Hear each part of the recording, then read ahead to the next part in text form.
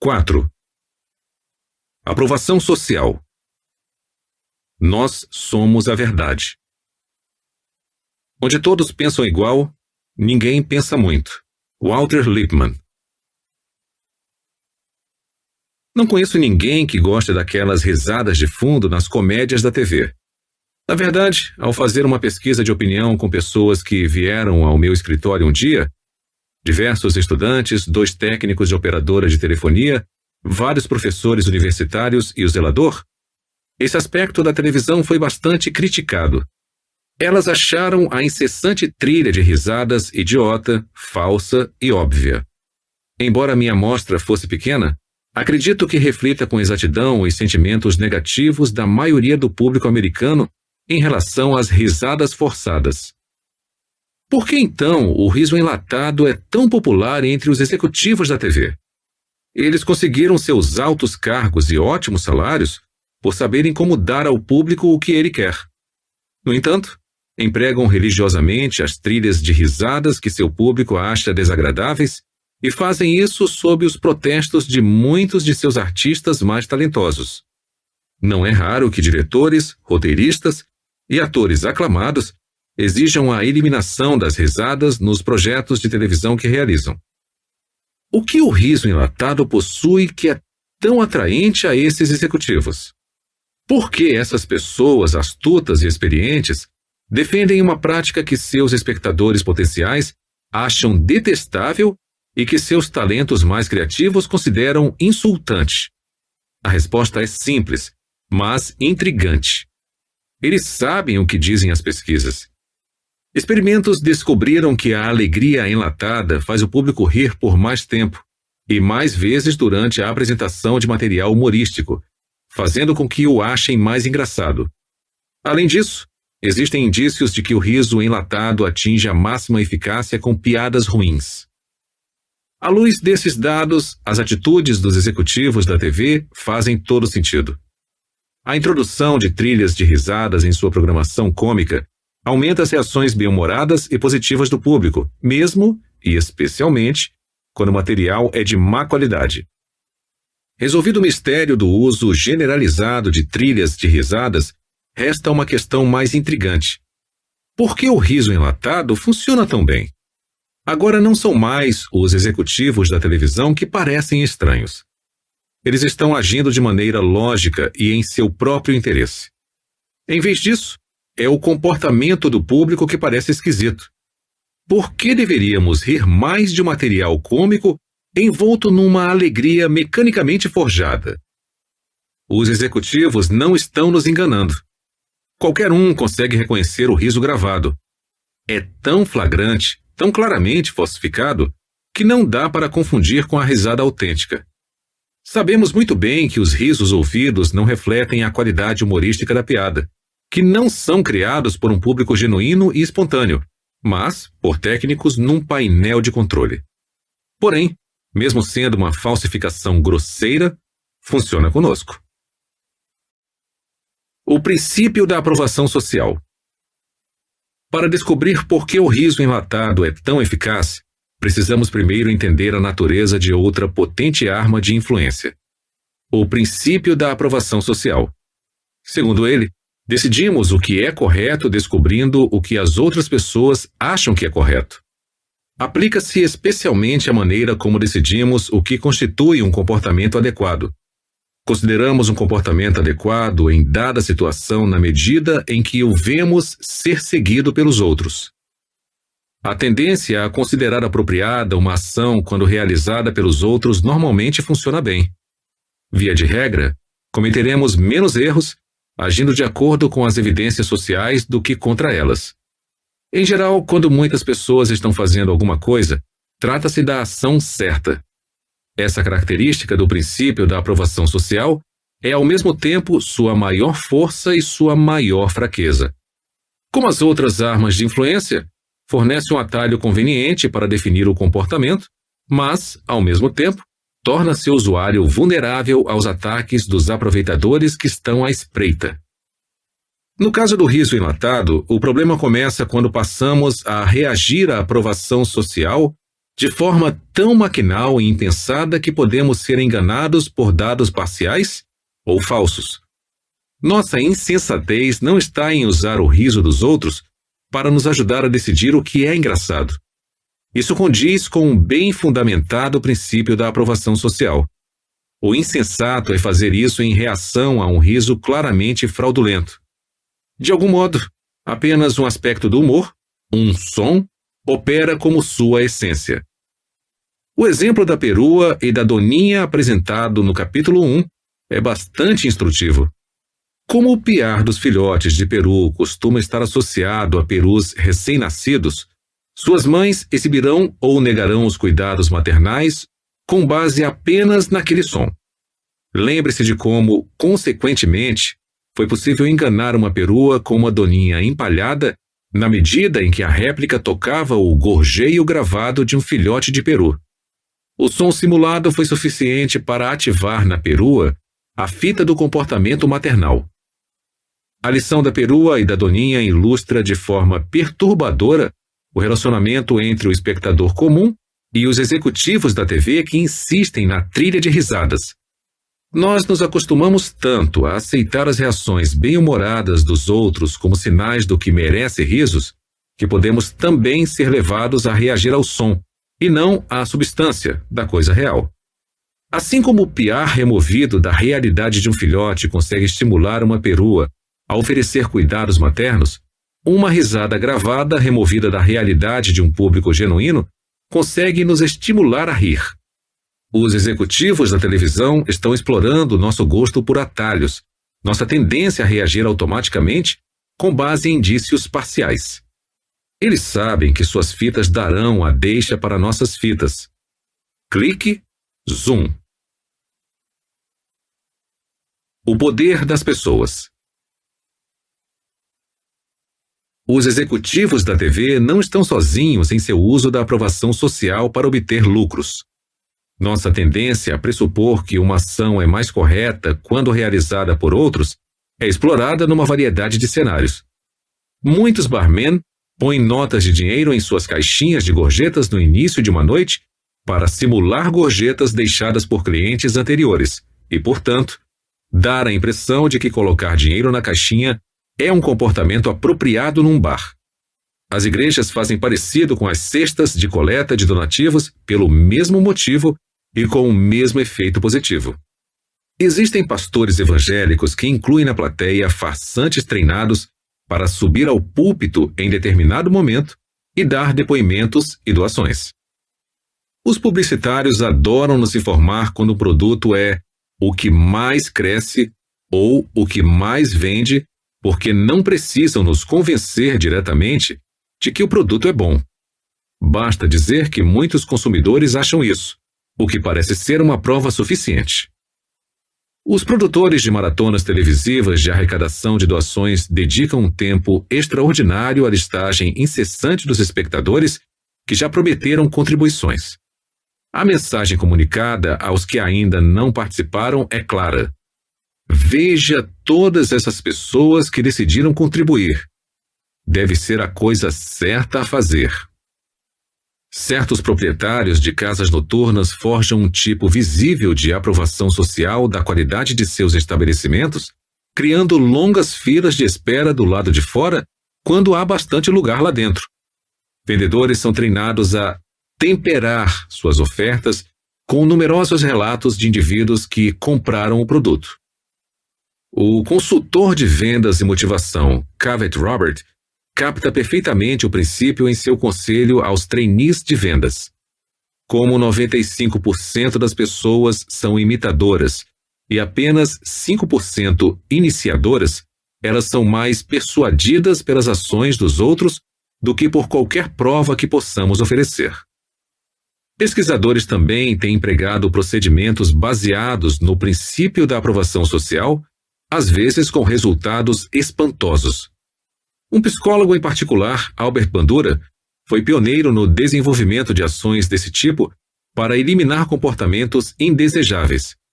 Bandura e seus colegas mostraram como pessoas que sofrem de fobias podem se livrar desses medos extremos de forma incrivelmente simples.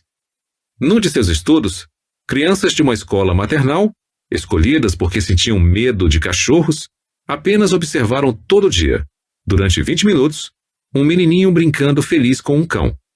Essa exibição produziu mudanças tão marcantes nas reações das crianças medrosas que, após apenas 4 dias, 67% delas estavam dispostas a entrar num cercado com um cachorro e permanecer ali acariciando o animal, enquanto todas as outras deixavam a sala. Além disso, quando os pesquisadores voltaram a testar os níveis de medo das crianças, um mês depois, descobriram que a melhora não diminuíra durante aquele tempo. Na verdade, as crianças estavam mais dispostas do que nunca a interagir com os cães. Uma descoberta prática importante foi feita num segundo estudo de crianças com medo extremo de cachorros. Para reduzir seus temores, não foi necessário fornecer demonstrações ao vivo de outra criança brincando com um cão. Trechos de filmes tiveram o mesmo impacto. Os mais eficazes foram aqueles mostrando várias crianças interagindo com seus animais. Aparentemente, o princípio da aprovação social funciona melhor quando a prova é fornecida pelas ações de muitas pessoas. A influência poderosa de exemplos filmados em mudar o comportamento das crianças pode ser usada como terapia para vários outros problemas. Alguns indícios impressionantes estão disponíveis na pesquisa do psicólogo Robert O'Connor sobre crianças socialmente retraídas na pré-escola. Todos já viram crianças desse tipo, super tímidas, isoladas, à margem das brincadeiras e dos grupinhos. O'Connor temia que essa conduta prematura fosse o princípio do que poderia se tornar um padrão duradouro de isolamento, que, por sua vez, criaria dificuldades persistentes para a socialização na vida adulta. Numa tentativa de reverter o padrão, O'Connor preparou um filme contendo 11 cenas diferentes no ambiente de escola maternal. Cada cena começava mostrando uma criança solitária, observando alguma atividade social, e depois participando de maneira ativa para a alegria de todos. O'Connor selecionou um grupo das crianças mais retraídas de 4 pré-escolas e mostrou-lhes o filme. O impacto foi impressionante.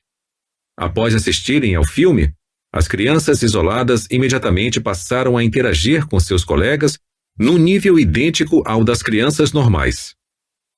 Ainda mais espantoso foi o que O'Connor descobriu quando voltou às escolas 6 semanas depois para observar.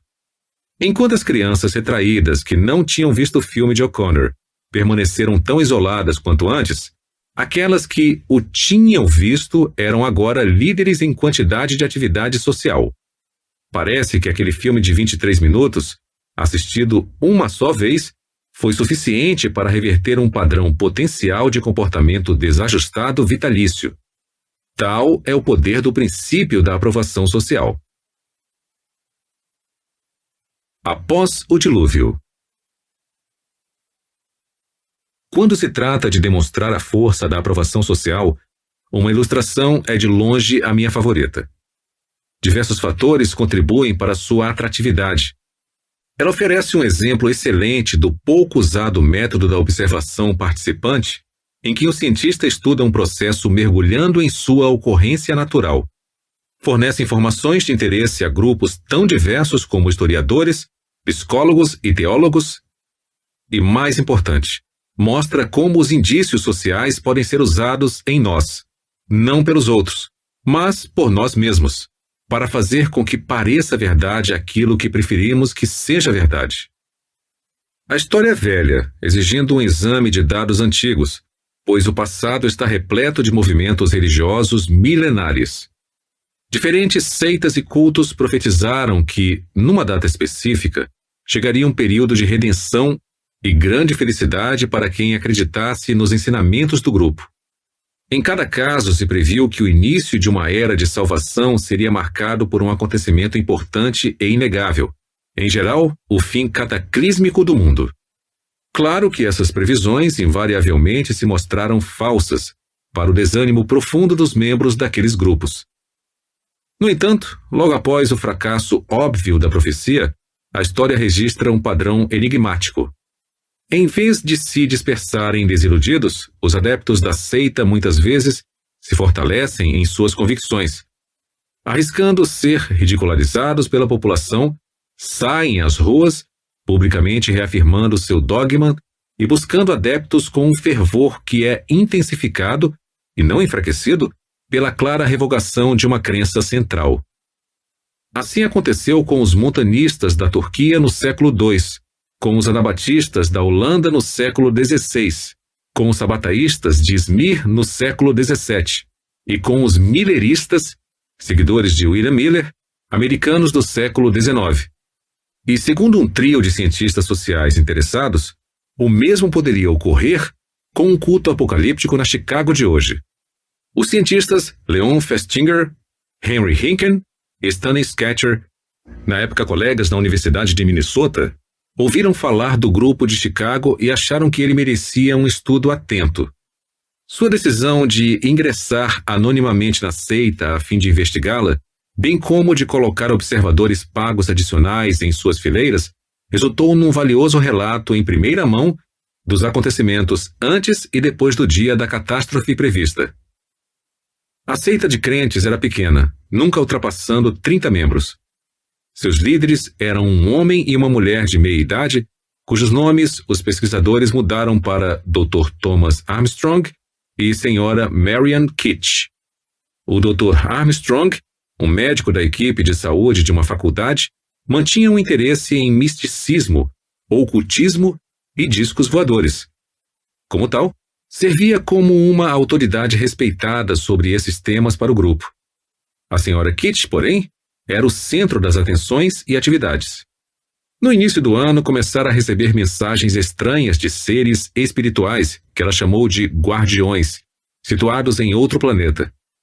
Essas mensagens, fluindo pelas mãos de Marian Kitch, pelo dispositivo da escrita automática, formavam o grosso do sistema de crenças religiosas da seita e eram vagamente associadas ao pensamento cristão tradicional. As mensagens dos guardiões adquiriram uma importância nova quando começaram a prever um grande e iminente desastre. Um dilúvio que começaria no hemisfério ocidental e acabaria engolindo o mundo. Embora os membros da seita ficassem alarmados no início, mensagens posteriores asseguraram que eles e que todos aqueles que acreditassem nas lições enviadas através da Sra. Kitch sobreviveriam. Antes da calamidade, homens do espaço chegariam e levariam os crentes em discos voadores para um local seguro, supostamente outro planeta. Pouquíssimos detalhes foram passados sobre o resgate, exceto que os crentes deveriam se preparar ensaiando certas senhas que seriam trocadas e removendo todos os metais de suas roupas, porque usar ou carregar metais tornaria bastante perigosa a viagem no disco voador. À medida que Festinger, Ricken e Schachter observavam os preparativos durante as semanas anteriores à data do dilúvio, notaram com especial interesse dois aspectos significativos na conduta dos membros. Primeiro, o nível de comprometimento com o sistema de crenças da seita era muito elevado. Prevendo o abandono da terra condenada, os membros do grupo deram passos irreversíveis. A maioria, mesmo sofrendo a oposição da família e dos amigos, persistiu em suas convicções, ainda que isso significasse perder a afeição dessas pessoas.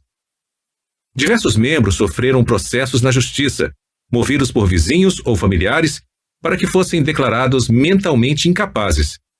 A irmã do Dr. Armstrong entrou com um pedido para que seus 2 filhos mais novos fossem retirados de sua custódia. Muitos crentes abandonaram o emprego ou negligenciaram os estudos para se dedicar 100% ao movimento. Alguns até doaram ou jogaram fora seus pertences, acreditando que em breve perderiam sua utilidade. Aquelas eram pessoas cujas convicções permitiam suportar enormes pressões sociais, econômicas e legais, e cujo comprometimento com seu dogma crescia conforme resistiam a cada pressão. O segundo aspecto significativo nas ações dos religiosos antes do dilúvio era uma forma curiosa de inação. Para indivíduos tão convictos da validade de sua crença, surpreende que se empenhassem tão pouco em espalhar a notícia. Embora de início tenham divulgado o desastre iminente, não faziam nenhuma tentativa de converter ativamente outras pessoas. Estavam dispostos a soar o alarme e aconselhar aqueles que respondessem de forma voluntária. Nada mais. A aversão do grupo aos esforços de recrutamento era evidente não só pela falta de tentativas de persuasão pessoal. Vários assuntos eram mantidos em sigilo. Cópias extras das lições eram queimadas, senhas e sinais secretos eram instituídos. O teor de certas gravações em fita não era discutido com pessoas de fora. As fitas eram tão secretas que mesmo crentes antigos estavam proibidos de anotar seu conteúdo. A publicidade era evitada. À medida que o dia do desastre se aproximava, números crescentes de repórteres de jornais, televisão e rádio convergiram para o quartel-general do grupo, na casa de Kit. A maioria foi mandada embora ou ignorada. Embora desencorajados por um tempo, os representantes da mídia retornaram quando as atividades religiosas do Dr. Armstrong causaram sua demissão da equipe de saúde da faculdade. Um repórter especialmente insistente foi ameaçado de processo. Um cerco similar foi repelido na véspera do dilúvio, quando um enxame de jornalistas pressionou e importunou os crentes em busca de informações. Mais tarde, os pesquisadores sintetizaram em tom respeitoso a posição pré-dilúvio do grupo sobre a exposição pública e o recrutamento. Expostos a um imenso surto de publicidade, haviam tentado ao máximo se esquivar da fama. Diante de dezenas de oportunidades de fazer adeptos, tinham permanecido evasivos e reservados, comportando-se com uma indiferença quase superior. No final, quando todos os repórteres e curiosos haviam sido retirados da casa, os crentes começaram os preparativos finais para a chegada da espaçonave, marcada para meia-noite daquele dia. A cena, conforme vista por Festinger, Ricken e Schachter, deve ter parecido uma apresentação de teatro do absurdo. Pessoas aparentemente normais, donas de casa, estudantes universitários, um aluno do ensino médio, um editor, um médico, um balconista de loja de ferragens e sua mãe, estavam levando a sério aquela tragicomédia. Eles se orientavam por uma dupla de membros que mantinham contato constante com os guardiões. As mensagens escritas de Marian Kitt estavam sendo complementadas naquela noite por Berta, uma ex-esteticista que era usada pelo criador para passar instruções. Eles ensaiaram suas falas com seriedade, entoando em coro as respostas a serem dadas antes de adentrarem o disco voador do resgate. Discutiram se a mensagem de alguém que telefonou e se identificou como o Capitão Vídeo, um personagem de uma série de ficção científica da época, deveria ser interpretada como uma brincadeira ou uma comunicação codificada de seus salvadores. Obedecendo à recomendação de não levarem nenhum metal no disco voador, os crentes trajavam roupas das quais todas as peças metálicas haviam sido arrancadas. Os ilhoses de metal de seus sapatos foram retirados. As mulheres estavam sem sutiã ou usavam lingerie sem as barbatanas de metal. Os homens haviam retirado o zíper da calça, presa por um barbante no lugar do cinto. Com a aproximação da hora marcada para a partida, os crentes entraram numa calma silenciosa de expectativa. Os cientistas deram um relato detalhado dos acontecimentos durante aquele momento significativo. Os últimos 10 minutos foram preocupantes para o grupo na sala de estar. Não tinham nada a fazer, exceto ficar sentados e aguardar. No tenso silêncio, 2 relógios tic-taqueavam alto, um cerca de 10 minutos adiantado em relação ao outro. Quando o mais adiantado marcou 00:05, um dos observadores fez uma observação em voz alta sobre o fato e um coro de pessoas respondeu que a meia-noite ainda não tinha chegado. Bob Eastman afirmou que o relógio mais atrasado marcava a hora certa. Ele o havia acertado somente naquela tarde. Mostrava apenas 4 minutos para meia-noite. Aqueles 4 minutos decorreram em completo silêncio, com exceção de uma única observação. Quando o relógio mais atrasado, no consolo da lareira, mostrou que faltava apenas 1 minuto para a chegada do guia do disco voador, Marian exclamou em voz tensa e estridente: "E nenhum plano deu errado." O relógio soou meia-noite, e cada pancada foi dolorosamente ouvida no silêncio expectante. Os crentes estavam sentados imóveis.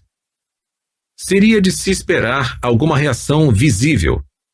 Era meia-noite e nada ocorrera. O próprio cataclismo estava a menos de 7 horas de distância. Mas pouco se via nas reações das pessoas na sala. Não havia conversa, nenhum som. Os crentes estavam sentados imóveis, rostos aparentemente congelados e inexpressivos. Mark Post foi a única pessoa que chegou a se mexer. Ele se deitou no sofá e fechou os olhos, mas não dormiu. Os outros nada mostravam na superfície, embora ficasse claro mais tarde que haviam sido duramente atingidos. De forma gradual e penosa, uma atmosfera de desespero e confusão dominou o grupo. Eles reexaminaram a previsão e as mensagens associadas. O Dr. Armstrong e a Sra. Kitch reiteraram sua fé. Os crentes refletiram sobre sua decepção e descartaram várias explicações como insatisfatórias.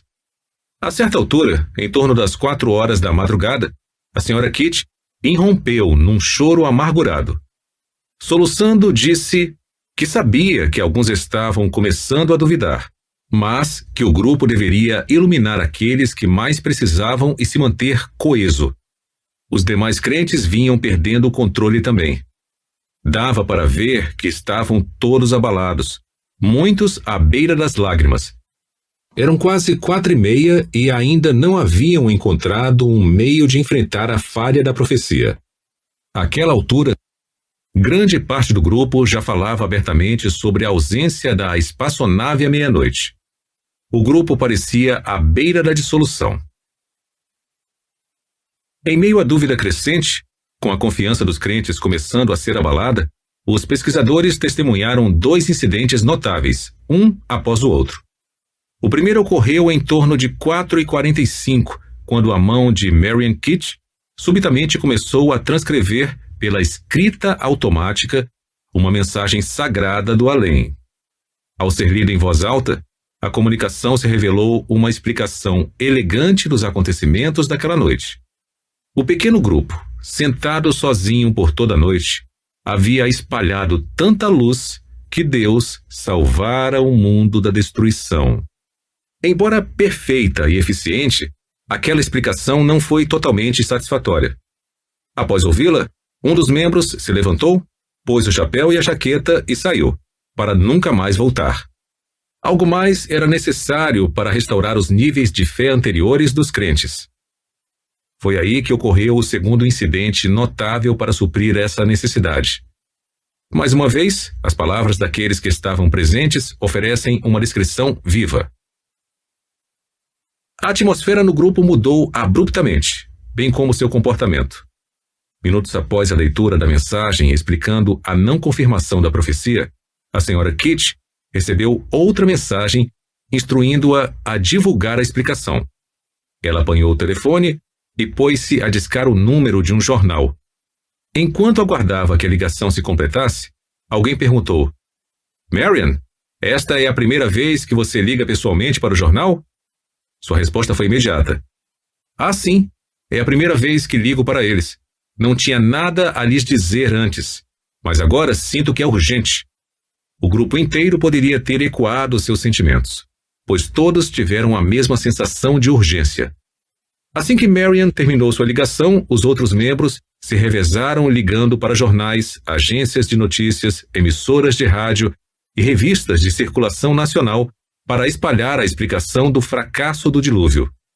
Em seu desejo de disseminar a notícia de forma rápida e ressonante, os crentes agora abriam à atenção pública temas que até então eram secretos. Enquanto horas antes haviam expulsado repórteres de jornais e lamentado a atenção obtida na imprensa, agora buscavam ávidos a publicidade. Mudaram não apenas as antigas políticas em relação a sigilo e publicidade, mas também a atitude do grupo em relação a adeptos potenciais.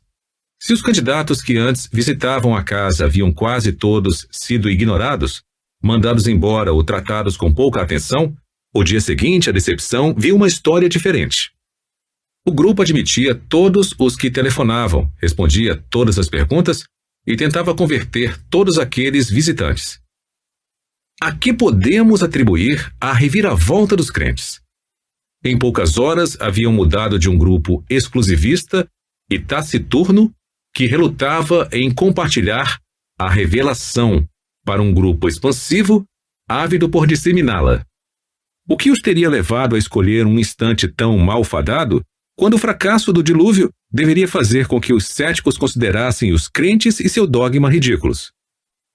O acontecimento crucial se deu em algum ponto durante a noite do dilúvio, quando se tornou cada vez mais claro que a profecia não seria cumprida. Estranhamente, não foi sua certeza anterior que levou os membros a propagar a sua crença, mas a sensação desagradável de incerteza. Foi a percepção iminente de que, se as previsões da vinda da espaçonave e do dilúvio estavam erradas, todo o sistema de crenças em que repousavam também poderia estar.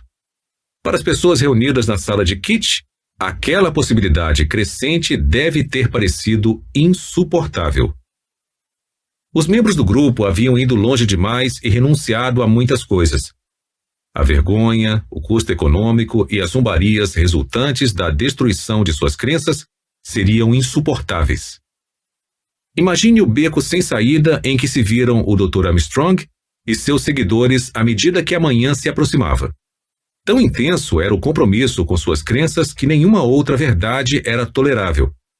No entanto, aquele conjunto de crenças havia recebido um golpe implacável da realidade física. Nenhum disco voador havia aterrissado, nenhum homem do espaço batera na porta, nenhum dilúvio chegara. Nada acontecera conforme profetizado. Como a única forma aceitável de verdade tinha sido sobrepujada pela prova física, só restava uma saída para o grupo. Outro tipo de prova para a validade de suas crenças precisava ser criado: a aprovação social. Isso então explica sua súbita transformação de conspiradores sigilosos em missionários ardorosos.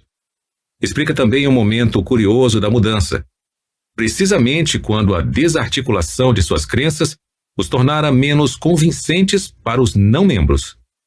Era necessário se arriscarem ao escárnio e à zombaria dos céticos, porque na publicidade e nos esforços de recrutamento estava a única esperança.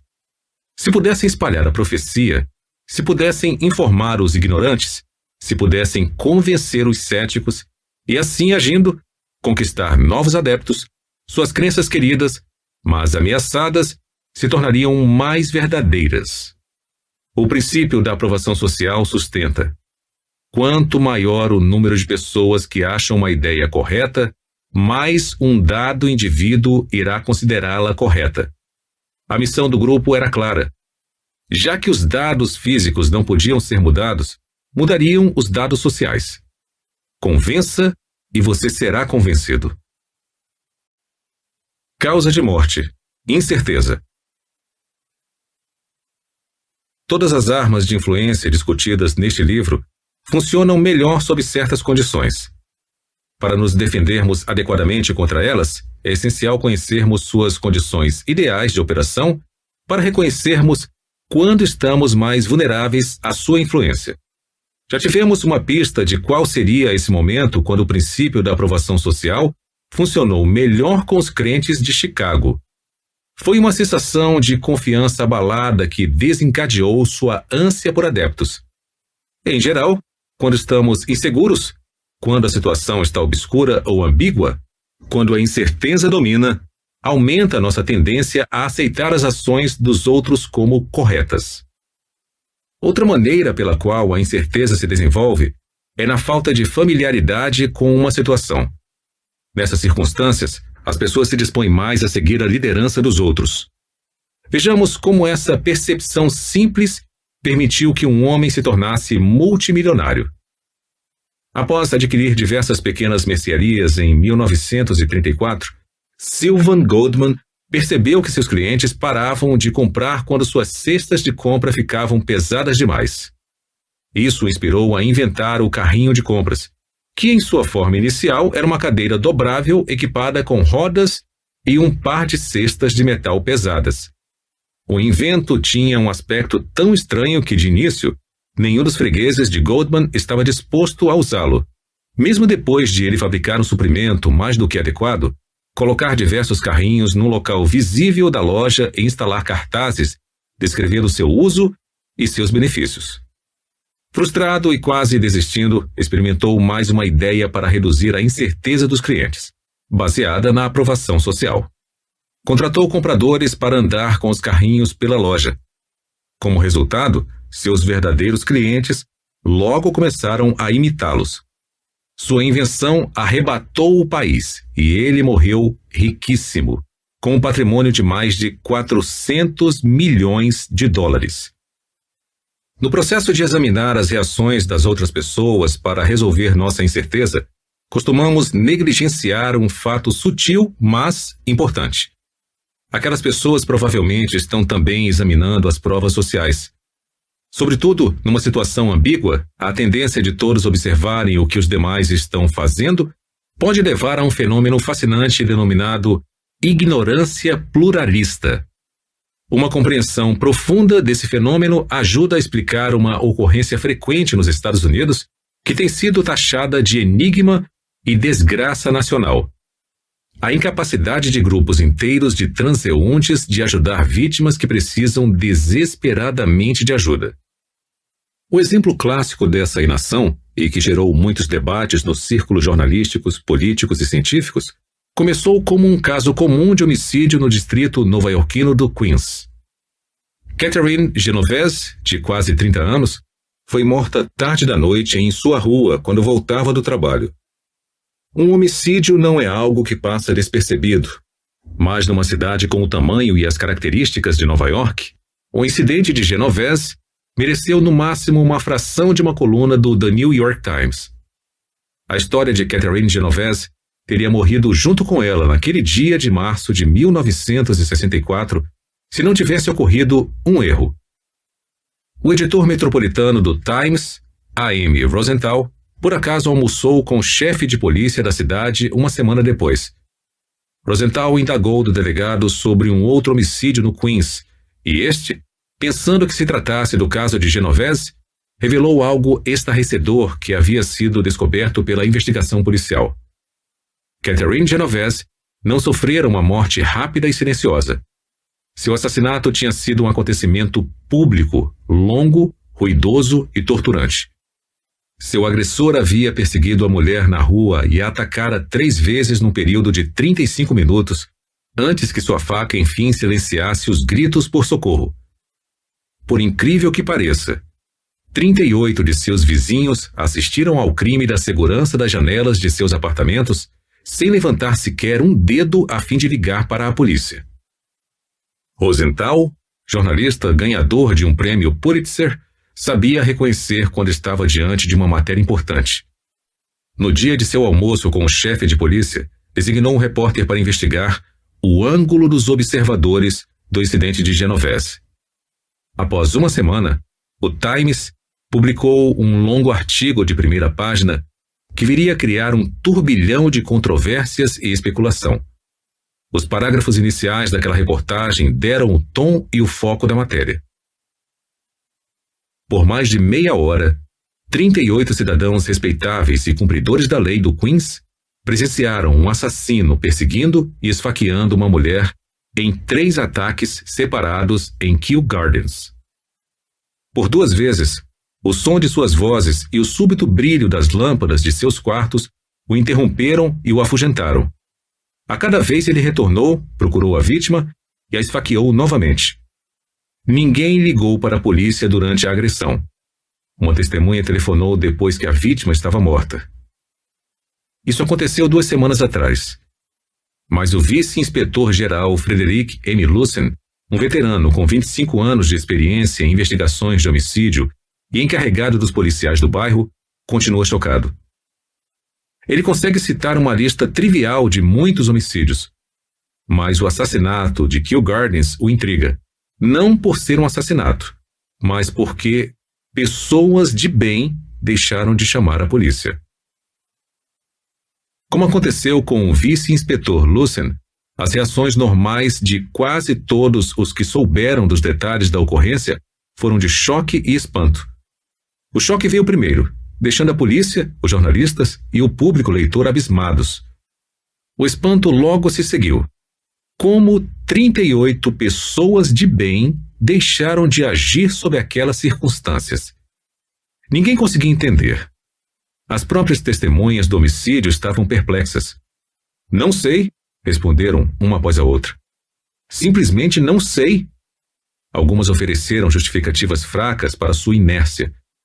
Por exemplo, 2 ou 3 pessoas explicaram que estavam com medo ou não quiseram se envolver. Aquelas razões, porém, não resistem a uma análise mais atenta. Uma simples chamada anônima para a polícia poderia ter salvado Catherine Genovese sem ameaçar a segurança futura ou ocupar o tempo livre das testemunhas. Não foi o medo de complicar sua vida que explicou a falta de ação dos observadores. Algo mais estava acontecendo ali, e nem eles eram capazes de compreender. A confusão, porém, não dá uma boa matéria de jornal. Portanto, a imprensa enfatizou a única explicação disponível na época. As testemunhas, não diferindo do resto das pessoas, não se importaram bastante para se envolverem. Os Estados Unidos estavam se tornando uma nação de pessoas egoístas e insensíveis. Os rigores da modernidade, especialmente a vida urbana, estavam deixando-as assim. Em apoio a essa interpretação, começaram a aparecer matérias frequentes detalhando diferentes tipos de apatia pública. Também respaldaram aquela interpretação as observações de uma série de comentaristas sociais. Eles acharam que o caso de Genovese tinha uma grande importância social. Todos empregaram a palavra apatia, a qual, é interessante observar, constara da manchete do Times, embora a explicassem de modo diferente. Um a atribuiu aos efeitos da violência na TV, outro à agressividade reprimida, mas a maioria culpou a despersonalização da vida urbana com suas sociedades das megalópolis e a alienação do indivíduo em relação ao grupo. Mesmo Rosenthal, o jornalista que primeiro divulgou a história e que acabou fazendo dela tema de um livro, aceitou a teoria da apatia causada pela cidade. Ninguém sabe explicar por que as 38 pessoas não pegaram o telefone enquanto a senhorita Genovese era atacada, pois elas mesmas não sabem dizer. Pode-se presumir, porém, que sua apatia foi típica da cidade grande. É quase uma questão de sobrevivência psicológica, quando se está cercado e pressionado por milhões de pessoas, impedir que elas constantemente se intrometam em sua vida, e a única forma de fazer isso é ignorá-las ao máximo. A indiferença em relação aos vizinhos e aos seus problemas é um reflexo condicionado da vida em Nova York, assim como em outras grandes cidades. Além de ser tema do livro de Rosenthal e de inúmeras matérias de jornais e revistas, documentários da televisão e uma peça off-Broadway, a história de Genovese atraiu a atenção profissional de 2 professores de psicologia de Nova York, Bette Latané e John Darley. Eles examinaram os relatos do incidente e, com base em seus conhecimentos de psicologia social, depararam com o que parecia a explicação mais improvável de todas: o fato de que 38 testemunhas estavam presentes. Relatos anteriores do caso tinham enfatizado que nenhuma ação foi tomada, embora 38 indivíduos estivessem observando. Latané e Darley sugeriram que ninguém ajudara justamente porque havia tantos observadores. Os psicólogos especularam que, por pelo menos 2 motivos, um observador de uma emergência tende a não prestar ajuda quando existem vários outros observadores presentes. O primeiro motivo é simples. Com tantas pessoas podendo ajudar, a responsabilidade pessoal de cada uma se reduz. Talvez outra pessoa vá ajudar ou pedir ajuda. Talvez alguém já tenha feito isso. Assim, enquanto todo mundo acha que alguém ajudará ou já ajudou, ninguém faz nada. O segundo motivo é o mais psicologicamente intrigante. Ele se baseia no princípio da aprovação social e envolve o efeito da ignorância pluralista. Uma emergência muitas vezes não é tão óbvia assim. O homem deitado no beco foi vítima de um ataque cardíaco ou é um bêbado dormindo? A confusão no apartamento ao lado é uma agressão que requer a polícia ou uma briga de marido e mulher em que é melhor não se meter? O que está acontecendo? Em épocas de tamanha incerteza, é natural procurar pistas nas ações dos outros à nossa volta. Podemos descobrir, pela reação das outras testemunhas, se o incidente é ou não uma emergência. O que é fácil esquecer, porém, é que todos os demais espectadores do acontecimento também devem estar procurando provas sociais. Como gostamos de parecer seguros e equilibrados na frente dos outros, costumamos buscar esses sinais com tranquilidade por meio de olhares breves e disfarçados à nossa volta. Portanto, todos os envolvidos tendem a ver os demais igualmente tranquilos e inativos. Como resultado, e pelo princípio da aprovação social, o acontecimento será interpretado por todos como não emergencial. Trata-se, segundo Latané e Darley, do estado de ignorância pluralista, em que cada pessoa conclui que, como ninguém está preocupado, não há nada de errado. Enquanto isso, o perigo pode estar aumentando até o ponto em que um indivíduo isolado, não influenciado pela aparente calma dos outros, resolve agir. Uma abordagem científica.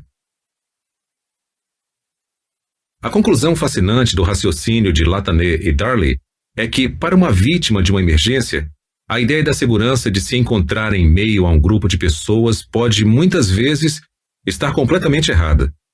Talvez alguém que precise de socorro tenha mais chances de sobreviver se um único espectador, em vez de uma multidão, estiver presente. Para testar essa tese inusitada, Darley, Latané, seus alunos e colegas realizaram um programa sistemático e impressionante de pesquisas que produziu descobertas conclusivas. Seu procedimento básico consistiu em simular emergências que eram observadas por um único indivíduo ou por um grupo de pessoas.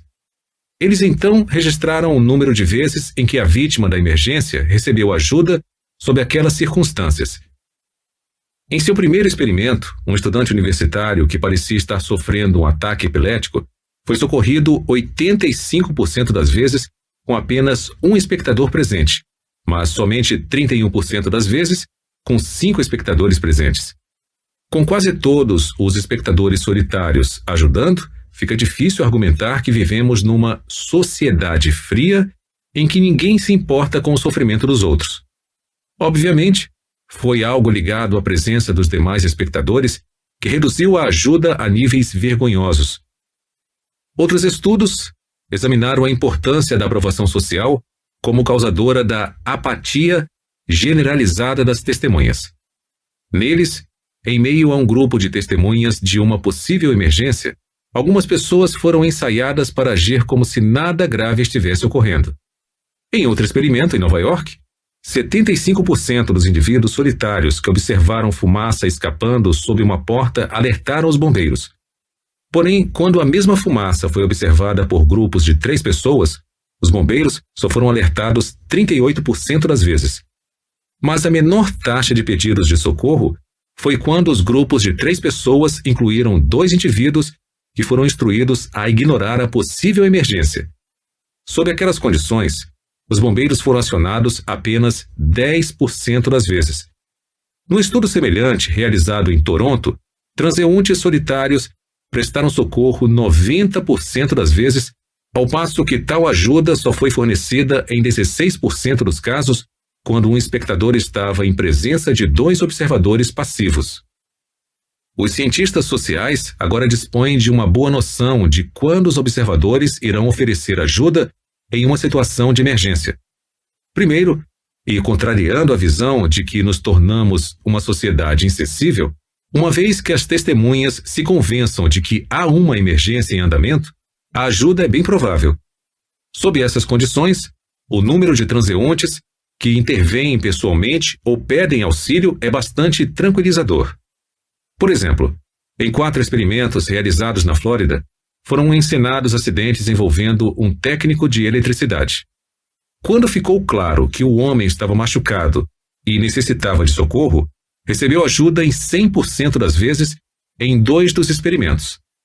Nos outros 2, em que a assistência envolvia o contato com fios elétricos potencialmente perigosos, a vítima ainda assim recebeu ajuda em 90% das vezes. Além disso, esses níveis elevados de auxílio ocorreram com as testemunhas observando o acontecimento sozinhas ou em grupos. A questão muda bastante quando, como costuma acontecer, os transeuntes não conseguem ter certeza de que o evento que estão testemunhando é uma emergência. Nesse caso, uma vítima tem chances maiores de receber ajuda de um observador solitário do que de um grupo, ainda mais quando as pessoas do grupo não se conhecem. Parece que o efeito da ignorância pluralista é mais forte entre estranhos.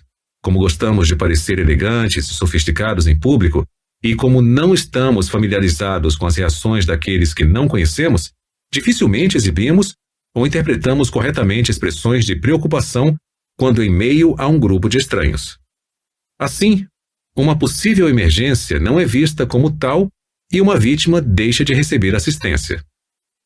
Uma análise atenta desse conjunto de descobertas das pesquisas revela um padrão esclarecedor.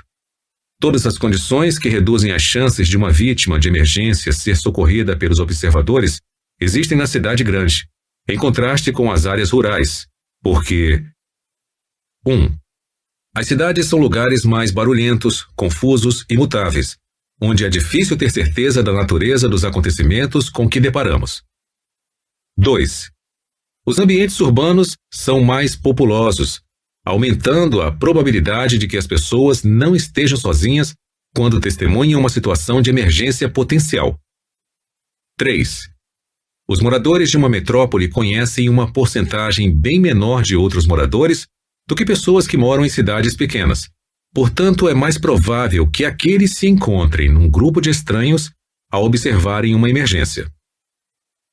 Essas três características naturais dos ambientes urbanos, confusão, população numerosa e o fato de as pessoas esbarrarem com mais estranhos, se enquadram muito bem nos fatores que, segundo as pesquisas, reduzem a ajuda dos observadores. Sem precisarmos recorrer a conceitos pessimistas como despersonalização urbana e alienação megalopolitana, podemos explicar por que tantos casos de inação dos transeuntes ocorrem em nossas cidades. Desvitimização. Explicar os perigos da vida urbana moderna em termos menos calamitosos não acaba com eles. Além disso, conforme as populações mundiais migrarem cada vez mais para as cidades, metade de toda a humanidade estará morando nas cidades daqui a uma década. Aumentará a necessidade de reduzir esses perigos. Felizmente, nossa nova compreensão do processo de apatia dos transeuntes oferece uma esperança. Dotada desse conhecimento científico, uma vítima de emergência pode aumentar bastante as chances de receber ajuda. O mais importante é entender que grupos de observadores não prestam ajuda porque os observadores estão inseguros, e não porque são insensíveis. Eles não ajudam porque não sabem se existe de fato uma emergência e se são eles que têm a responsabilidade de tomar uma atitude. Quando têm certeza de que lhes cabe intervir numa emergência clara, as pessoas são extremamente reativas. Uma vez entendido que o inimigo é o simples estado de incerteza, as vítimas de emergências podem reduzir essa imprecisão e, assim, se proteger. Imagine, por exemplo, que você está assistindo a um show no parque numa tarde de verão. Quando o show termina e as pessoas começam a se dispersar, você nota um ligeiro entorpecimento num dos braços, mas acha que não precisa se preocupar. No entanto, ao seguir com a multidão para o estacionamento distante, percebe o entorpecimento descer até a mão e subir até um lado do rosto. Sentindo-se desorientado, você decide se encostar por um momento em uma árvore para descansar. Logo entende que há algo muito errado. Sentar não ajudou. Na verdade, o controle e a coordenação dos seus músculos pioraram, e você começa a sentir dificuldade de mover a boca e a língua para falar. Você tenta se levantar, mas não consegue. Um pensamento aterrorizante passa por sua mente. Meu Deus, estou tendo um derrame. Grupos de pessoas estão passando por você e a maioria nem presta atenção. As poucas pessoas que percebem a maneira incomum como você está encostado na árvore ou o olhar estranho em seu rosto, buscam provas sociais à sua volta e, vendo que ninguém mais está reagindo de forma alarmada, seguem em frente, convencidas de que nada está errado. Se você se encontrasse numa situação dessas, o que poderia fazer para aumentar as chances de ser socorrido? Como suas capacidades físicas estariam se deteriorando, o tempo seria um fator crucial. Se antes de conseguir assistência, você perdesse a fala, a mobilidade ou a consciência, suas chances de ser socorrido e se recuperar despencariam. Seria essencial tentar pedir ajuda rápido. Qual seria a forma mais eficaz? Gemidos, suspiros ou gritos provavelmente não adiantariam. Eles poderiam atrair alguma atenção, mas não forneceriam informações suficientes para garantir às pessoas ao redor que uma emergência está ocorrendo. Se meros gritos dificilmente irão fazer com que alguém na multidão de transeuntes o ajude, talvez você devesse ser mais específico. Na verdade, você tem que fazer mais do que tentar chamar a atenção. Deve enunciar com clareza sua necessidade de auxílio. Você não pode permitir que os observadores definam sua situação como não emergencial. Use a palavra socorro e não tenha medo de estar enganado. O constrangimento é um vilão a ser aniquilado. Se você acha que está tendo um derrame, não pode se preocupar com a possibilidade de estar exagerando seu problema. Um momento de constrangimento pode significar a morte ou uma paralisia permanente. Mesmo um pedido enfático de ajuda não é a sua tática mais eficaz.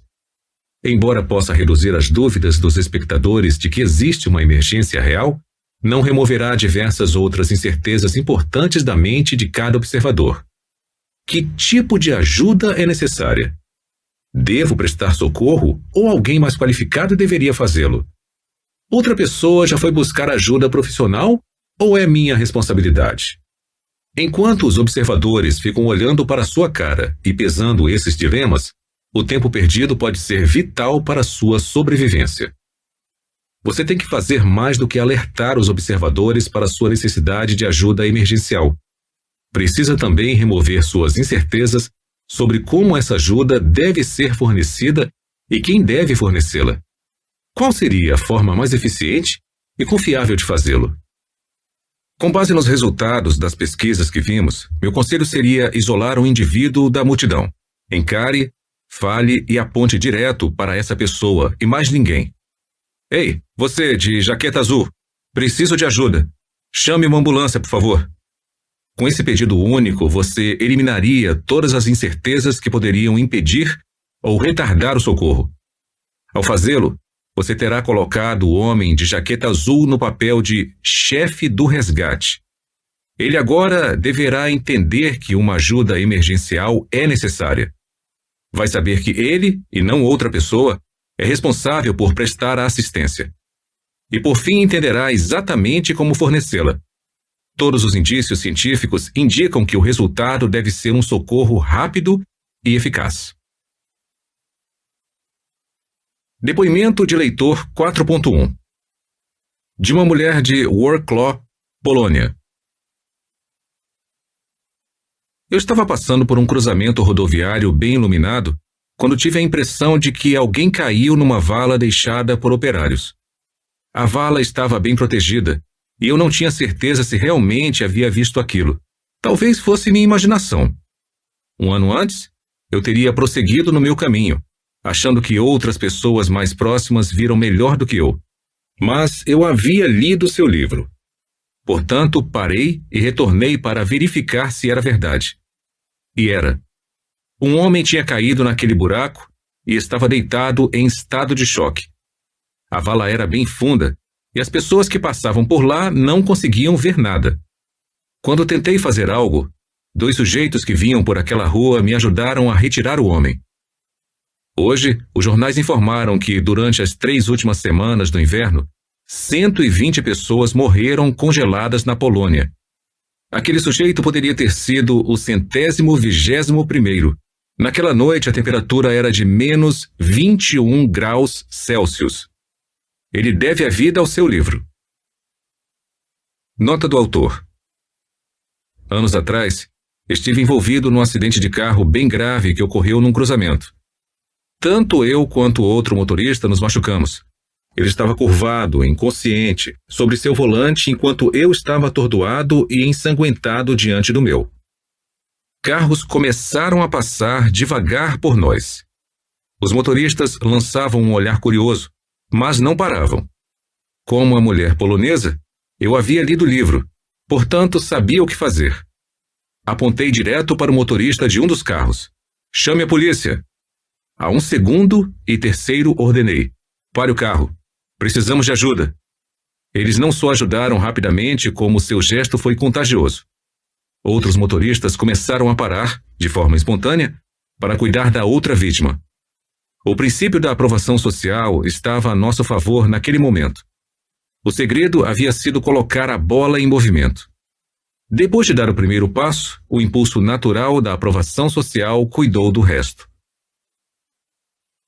Em geral, sua melhor estratégia, se um dia precisar de socorro, será reduzir as incertezas daqueles à sua volta sobre o seu estado e as responsabilidades deles. Seja o mais preciso possível sobre sua necessidade de ajuda. Não permita que os observadores cheguem às suas próprias conclusões, porque, especialmente numa multidão, o princípio da aprovação social e o consequente efeito da ignorância pluralista podem fazer com que não vejam sua situação como uma emergência. De todas as técnicas deste livro visando produzir a anuência a um pedido, esta é a mais importante de se lembrar.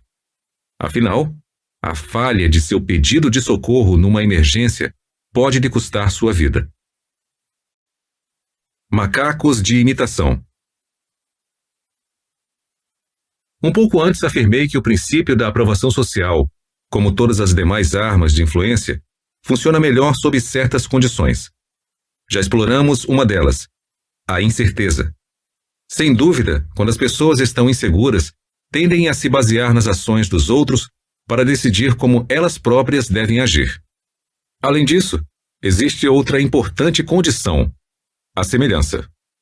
O princípio da aprovação social funciona mais fortemente quando estamos observando o comportamento de pessoas como nós. É a conduta desses indivíduos que nos dá a melhor noção sobre o que constitui o comportamento correto para nós mesmos. Assim, estamos mais inclinados a seguir a liderança de alguém semelhante do que de alguém diferente. Acredito que seja por isso que estamos vendo um número crescente de depoimentos de gente como a gente nos comerciais de televisão. Os publicitários agora sabem que um meio de conseguir vender com sucesso um produto aos telespectadores é demonstrar que outras pessoas comuns gostam do produto e o utilizam. Indícios mais fortes da importância da semelhança em determinar se imitaremos o comportamento dos outros vêm de pesquisas científicas. Um exemplo pertinente pode ser encontrado no estudo de uma campanha de arrecadação de doações conduzida num campus universitário.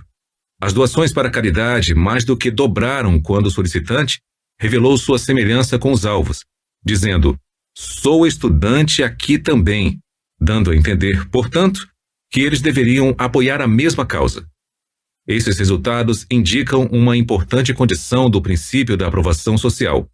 Usaremos as ações dos outros para decidir nossa própria conduta, especialmente quando consideramos esses outros semelhantes a nós. Essa tendência se aplica não só aos adultos, mas aos mais jovens também. Pesquisadores da área de saúde descobriram que um programa escolar anti-tabagismo só exercia efeitos duradouros quando os instrutores eram colegas da idade do público-alvo. Outro estudo constatou que crianças que viram um filme mostrando a consulta tranquila de uma criança ao dentista ficaram menos ansiosas naquela situação, principalmente as que tinham a mesma idade da criança do filme. Depoimento de leitor 4.2 de um professor universitário do Arkansas. Durante as férias de verão, nos meus tempos de faculdade, eu vendi literatura bíblica de porta em porta no Tennessee, no Mississippi, na Carolina do Sul e no Kansas. O interessante foi notar como minhas vendas aumentaram quando tive a ideia de usar como referência clientes mulheres para vender para mulheres, clientes homens para vender para homens e casais de clientes para vender para casais. Após um total de 15 semanas no emprego, vinha faturando em média a quantia respeitável de $550 semanais, seguindo à risca a conversa padrão de vendas ensinada pela empresa, que enfatizava as características dos livros. Foi então que um novo gerente de vendas começou a nos ensinar a citar em nossas apresentações nomes de clientes anteriores. Por exemplo, Sue Johnson resolveu comprar a coleção para ler histórias bíblicas para os filhos. Comecei a seguir essa abordagem na 16ª semana e constatei que da 16ª à 19ª, minhas vendas semanais médias saltaram para $893, um aumento de 62,13%. Mas a história não termina aí. Lembro que durante minha 19ª semana, ocorreu-me que, embora as referências tivessem aumentado minhas vendas como um todo, também me fizeram perder alguns negócios. O acontecimento chave se deu quando eu estava apresentando os livros a uma dona de casa. Ela parecia interessada, mas não conseguia decidir se encomendaria ou não o produto. Àquela altura, mencionei alguns casais de amigos dela que haviam comprado comigo. Ela então disse algo tipo: Mary e Bill compraram? Bem, vou conversar com Harold primeiro. Será melhor decidirmos juntos. Ao refletir sobre aquele caso nos dias seguintes, tudo começou a fazer sentido. Se eu falasse a uma dona de casa sobre um casal que havia comprado comigo, estaria fornecendo uma boa razão para não comprar ainda. Ela precisaria falar primeiro com o marido. Mas se várias outras donas de casa como ela estivessem comprando, seria bom ela comprar também. Daquele ponto em diante, resolvi que citaria apenas os nomes de outras donas de casa quando apresentasse os livros a uma dona de casa. Minhas vendas na semana seguinte dispararam para $1.506. Logo estendi aquela estratégia a maridos e casais, usando apenas os nomes de homens quando apresentava livros a homens e apenas os nomes de casais quando apresentava para casais. Durante as 20 semanas seguintes e últimas de minha carreira de vendas, obtive uma média de $1.209. O motivo por que minhas vendas caíram um pouco no final foi que eu estava ganhando tanto dinheiro que ficava até com preguiça de sair e ir à luta. Cabe uma pequena ressalva aqui. Não há dúvida de que eu estava aprendendo outras técnicas na época que ajudaram a aumentar minhas vendas. Porém, tendo experimentado pessoalmente a velocidade daquelas mudanças, não tenho a menor dúvida de que a aprovação social de outros semelhantes foi a razão principal de minha melhoria de 119,67%. Nota do autor. Quando o leitor, que é meu amigo, me contou pela primeira vez esta história espantosa durante uma conversa, acho que ele notou meu ceticismo. Assim, para respaldar sua história, enviou-me depois suas estatísticas mensais de vendas durante o período descrito, dados que havia registrado cuidadosamente na época e guardado por décadas. Não causa surpresa, portanto, que hoje ele lecione estatística na universidade local. Moro no Arizona, onde é comum haver piscinas nos quintais das casas. Infelizmente, todos os anos várias crianças se afogam ao cair numa piscina sem nenhum adulto por perto. Eu estava determinado, portanto, a ensinar meu filho, Chris, a nadar desde uma idade bem precoce. Ele adorava a água, mas não entrava na piscina sem sua boia inflável, por mais que eu tentasse persuadi-lo. Após 2 meses, sem chegar a lugar algum, contratei um aluno meu de pós-graduação. Apesar de sua experiência como salva-vidas e professor de natação, ele falhou tanto quanto eu. Não conseguiu persuadir Chris a tentar uma abraçada sequer fora de seu anel de plástico. Mais ou menos naquela época, Chris estava frequentando uma colônia de férias que oferecia uma série de atividades, inclusive nadar numa grande piscina, o que ele sistematicamente evitava. Um dia, pouco depois das tentativas com o estudante de pós-graduação, fui apanhar Chris na colônia. E, boquiaberto, observei-o correndo pelo trampolim e mergulhando na parte mais funda da piscina.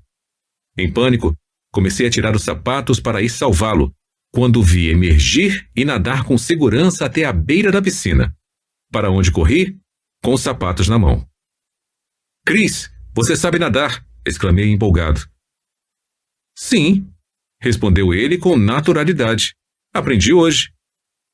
Que ótimo! Balbuciei, gesticulando para transmitir meu entusiasmo. Mas por que não precisou da boia hoje? Bem, tenho 3 anos, e Tommy também, e ele nada sem boia. Então, eu também posso nadar. Senti-me um idiota.